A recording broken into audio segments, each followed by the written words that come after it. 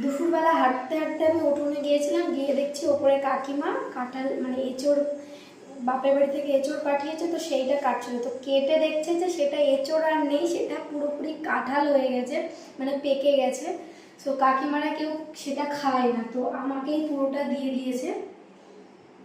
এই যে কেটেছিল, তো এইটা এখন আমি ছাড়াবো, ছাড়িয়ে খাবো, মানে কোয়াগুলো বার করব, ছোট ছোট যদিও।